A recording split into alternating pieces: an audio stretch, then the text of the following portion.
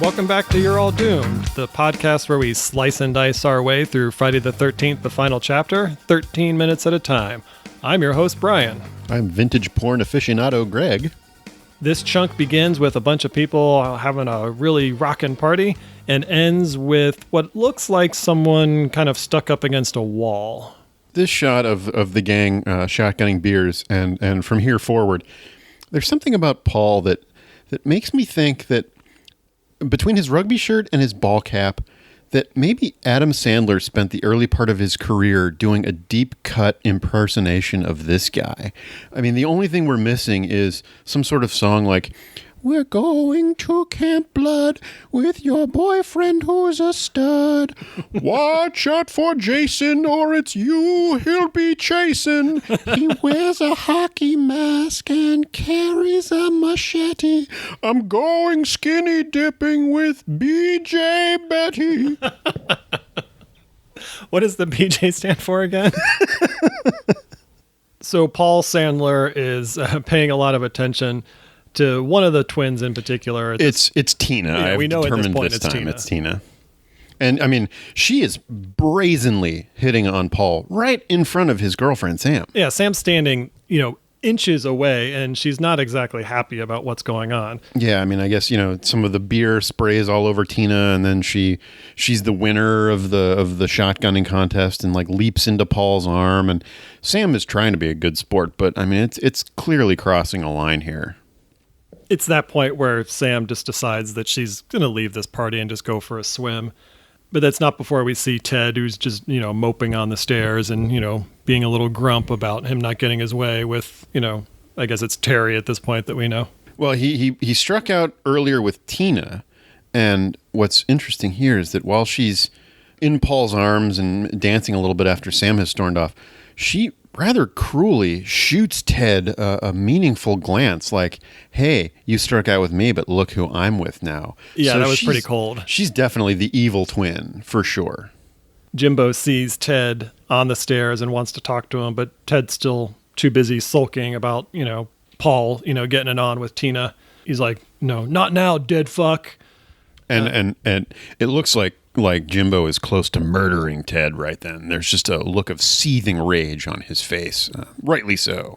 Ted doesn't understand how Paul even ended up with Tina, and Jimbo gets back at him by telling him to run it through his little computer. Nice. Sam has stormed out of the house and is on her way down to the lake for a swim, but didn't we establish earlier that the lake was a really long walk plus a drive from this house? That's a good point. Yeah, because the girls on the bike said it was a pretty far walk, but yeah, she got there very quickly. Yeah, I mean, unless maybe like you said, Crystal Point was a specific spot on the lake that they wanted to go to, but they Crystal have a lake Point right is out the front. place where everyone goes for that kick-ass rope swing. Okay, but to go swimming, you can just get into the lake at any point. Walk down the driveway. Yeah. So she strips down for a nighttime skinny dip in a lake that it just looks like it's infested with bugs and it's all mucky and the water's very stagnant, which just leads me to believe that it is just really gross and disgusting. Yeah. So yet again, Sam is naked. I mean, there's a lot of nudity in this movie. It seems like they're really leaning into that side of things. I think Joe Bob Briggs must have lost count with his summary of this flick. I can't tell if that's a complaint or it's probably not, especially for being 12 at the time. I was probably like, all right, sweet. But yeah, it's funny how there have been little snippets of nudity in the previous movies, but this is just leaning into it full core. I like that she thinks that she hears Paul following her, and she's continuing to kind of freeze him out, but he's not responding.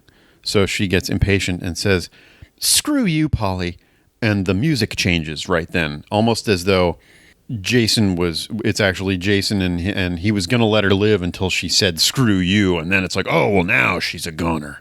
She swims out to an oddly stationary Zodiac inflatable boat and climbs in to relax, even though, again, it looks like it's the middle of the night and possibly even chilly. I mean, in real life, it was so cold that the actress nearly suffered hypothermia, and the guy who played Jason had to step in and force the director to let her out and get taken care of, or he would walk off the set. So it's just a weird place for this young woman to want to vent her frustrations. As Sam is in the raft, she has a couple of more attempts at calling out to Paul, thinking it's him, and doesn't get a response. And one more time, she says, "Screw you, Paul." And that's when Jason does take his opportunity to jump out of the lake. He uses his left hand to hold Sam down in the raft while using his right hand to ram a long knife. Again, it's not entirely clear what it is, but right through her torso from underneath the raft.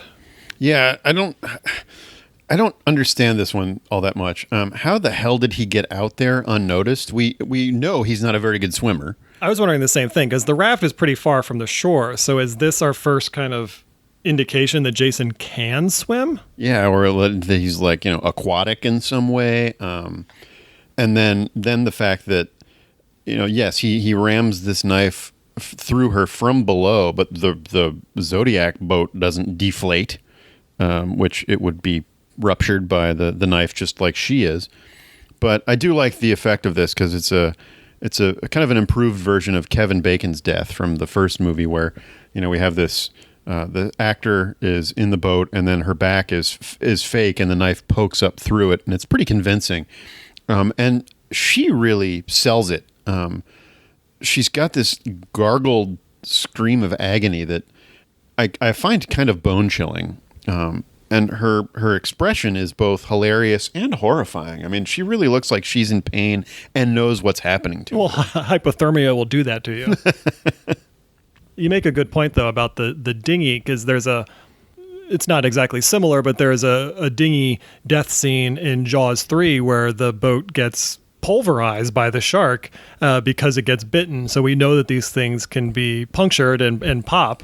But that's a very good point, that this does not seem to be losing any air or making any kind of like hissing or bubbling sounds. That's exactly what made me think of this when I watched it this time. I'm like, well, wait a second. There's the same kind of boat in Jaws 3 that explodes practically. Everything makes you think of Jaws 3. Well, that's true. I had the same note about how did Jason get out here. I mean, I suppose it's plausible that just because he drowned as a young boy doesn't mean that he hasn't taken swimming lessons or learned how to swim since then. He's like, I learned my lesson that first time I died. I'm not going to let that happen again. But yeah, he seemingly has no problem getting out here. And, maybe it's not deep enough, maybe he can stand. But in order to get some leverage, to be treading water, in order to get leverage and hold her down and stab underneath the dinghy and do all that while you're treading water, that's pretty tricky. Yeah, or even just approaching without any bubbles. So he's been holding his breath this whole time. I mean, it's just, it doesn't make a whole lot of sense, but that's the end of Sam. Sam was portrayed by Judy Aronson. This was her first movie, but as you mentioned earlier, she went on to appear in Weird Science, which is yet another teen comedy from the 80s that has not aged particularly well. She was also in American Ninja, so I might need to add that to my Netflix queue sometime soon. Her character in that movie was named Patricia Hickcock. Oh, I'm definitely going to watch it. She went on to found Rocket Body Pilates in California, and seems to embrace her involvement in this series. I checked her Twitter feed, and she makes lots of references to being in Friday the 13th, and seems pleased to have some cinematic immortality. We go back to the party house, and Ted is playing with matches, and Paul decides that he can't continue his flirtation with Tina the twin any longer. He's starting to feel a little guilt about what he did with Sam, or to Sam, so he heads outside to go look for her. Yeah, at this point, the party has turned super lame. Sarah and Doug are in the background, kind of half-heartedly flipping through the record collection. Like you said, Ted is just watching a match burn down, and good twin Terry gives her sister the signal that she wants to skedaddle, but Tina, who is still hot to trot, now that Paul has left, she pivots from seducing him to hone in on Jimbo, who is busy making some sort of cheese puff tinker toy construction, but she sets her sights on him and makes her move. And Ted is not happy about it. He sees all this going down. No, he looks like he's going to go record some sort of YouTube manifesto or something. He's definitely pissed off. Outside by the lake, Paul has stripped down to his skin-tight jean shorts and starts to quietly swim his way over to Samantha in the raft, who he can see from the shore. But she's too far away for him to see, what's happened to her in the raft. once he gets out there, he sees what's left of her, and he freaks the fuck out and hauls ass back to a random dock that's nearby. I will say there's not much of a payoff here. We see Sam get killed in the previous scene, but we don't really see what Paul sees. Yeah, the aftermath. Yeah, he just, like, you see him kind of just approach the raft and then immediately just kind of freaks out and turns around. I mean, I don't necessarily need to see like blood pouring out of the raft or something, but there should have been just some kind of indication, because if she stabbed through the torso on the inside of this raft, he'd really have to get a pretty good look at her to see what had happened. It's not like she was stabbed through the head or something where it was immediately clear, but he sees it and just runs. Unless Jason did some further damage that we don't see, that we didn't see him commit. That could be. But as he's climbing out on this dock, just boom, he gets a spear gun to the groin. Jason fucking hoists him into the air from below, and Paul's wail of agony is it's horrifying. But again, I still don't know how Jason got over there and has enough leverage to lift Paul that way. I mean, it doesn't make a whole lot of sense, but it looks so painful. Yeah, I mean, I can't imagine what a harpoon in the dick would feel like, but it's probably painful. Paul was played by an actor named Clyde Hayes, whose most recent credit was Robert Altman's adaptation of a John Grisham novel, The Gingerbread Man, playing a character named Carl Alden. Internet Movie Database states that Clyde Hayes also wrote the screenplay. The movie itself is a John Grisham treatment that Robert Altman had heavily rewritten when he signed on to direct.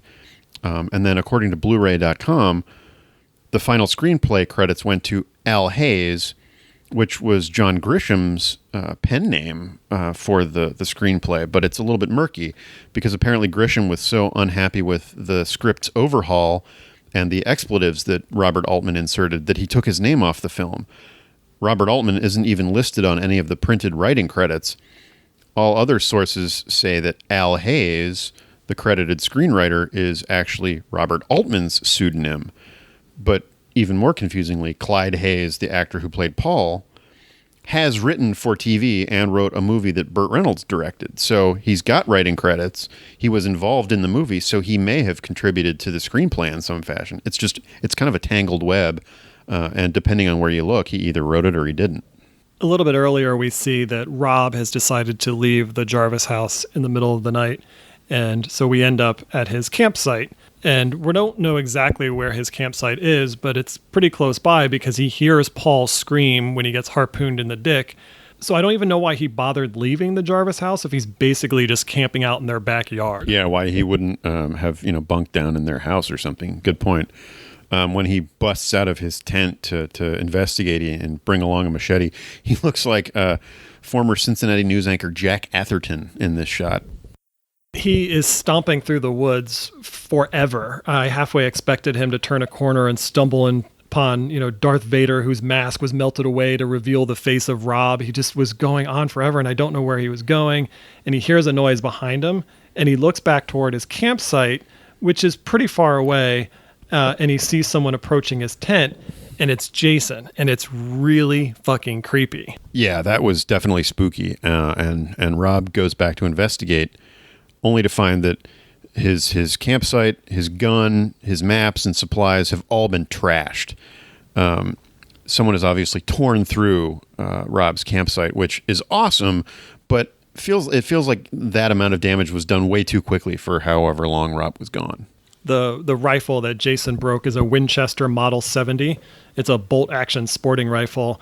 It's designed to be used by police officers because it has a compact barrel, so it's easy to fit in a police car. It's known as the rifleman's rifle, which I think is a really lame nickname. It's like calling it the gunner's man's gun, or the pistoler's pistol, or the pillow man's pillow, the bazooker's bazooka. Back at the house again. Evil twin in her pink pants. Oh, well, she's not wearing them at the moment because she and Jimbo are upstairs plowing each other so hard that they actually wind up breaking the bed. What's the deal with this house? Is it just an unoccupied, fully furnished house made available to anyone who wants to rent it. I mean, I know we've talked about it before, but it's very strange. It is the fact that it's so furnished, the fact that it has these kind of, grown-up records laying around and a pretty good liquor supply and stuff makes me think that, again, it's got to be like Paul's dad's summer home or, Sam's parents' vacation home or something. It seems like they're familiar with it. They certainly make themselves right at home. It doesn't feel to me like a rental. So I think it's owned by one of their families, but that's never established. And they've now just broken one of the beds, so I don't know how they're going to explain that to whoever owns this place. Meanwhile, downstairs, Ted is looking at an old film reel that he found, and he's kind of examining the contents of it through a light. But he's very excited by what he found. It's a black and white adult film. Yeah, he's super excited by this, and they all blaze up and start watching this on the projector. So Doug, Sarah, Terry, and Ted start watching this film, and they just think it's hilarious. Although Ted thinks it's 10 times funnier than anyone else does. It's, footage of topless flappers from the 1920s, stripping off their bloomers or something. And at one point, he even calls one of the dancers a pig. And Terry, the good twin, kind of loses interest. She's not as amused and heads upstairs to get her sister. But as we know, Tina is occupied with Jimbo, and so she basically tells Terry that she's staying and that if she wants to leave, then to grab an umbrella and piss off. Yeah, and a big storm has sprung up outside that... it's going to tear down the valley like a son of a bitch. Yeah, exactly. So she bundles up and heads outside and mounts her 10-speed, pausing to yell, "You slut!" up to the window. Again, we don't really know where this house is. I don't know where she thinks she's going. It's pissing rain, and everyone else had to drive there to get to this house, and they got lost in the process. So what is her plan? Where is she going to go? Yeah, but we also don't know where the twins came from to begin with. They just showed up on the trail on their bikes. Right. So we don't know what their origin story is or whatever. We just... Yeah, so she's going to ride back on her 10-speed on muddy backwoods roads in a torrential downpour. It's a questionable decision, but one that doesn't impact the rest of her life for very long, because the camera kind of pans over to the side of the house, and in a lightning flash, we see a shadow approach her from behind and run her through. I think this is our most cinematic kill yet. As you mentioned, the camera starts to inch closer to Terry as she's getting on the bike, and we're kind of seeing things from Jason's perspective. But then the camera goes past Terry and starts to move toward the house, and then there's that flash of lightning that you mentioned, and we see Terry's silhouette, and then a silhouette of someone behind her, and then we see the stabbing motion, and it's just kind of like a nice. It's like poetry almost. It's the artiest shot we've had in this movie so far. You're right. I really dug this one. Yeah, it's not very graphic in terms of gore or even seeing exactly what happens, but yeah, you're right, and it's pretty spooky. But after she gets skewered, she gets driven into the side of the house where she's kind of just left to hang there. Yeah, pinned to the side of the wall on the outside. Terry was played by an actress named Carrie Moore, who seems to have stepped away from acting more than her twin sisters, so we'll really cover them both in an upcoming episode. But that's the final death of 3 in this episode, which was Sam, Paul, and now Terry. Interestingly enough, we have 0 Corey Feldman in this segment. I would say that this is the area of the movie where shit really kicks into high gear. This is prime Jason. Almost. We don't see him running around yet. It's still kind of mysterious, but we know it's him, and he's really starting to dispatch these characters in full-blown Jason fashion. And he's getting around because, he went from the lake to the campsite to mess with Rob's, tent, and now he's back at the house to kill Terry. So he's on a mission. That's all I've got for this episode. How about you? Nope, I'm done. All right, then until next time, I've been Greg. And I've been Brian. And you are all doomed. Doomed, I tell ya.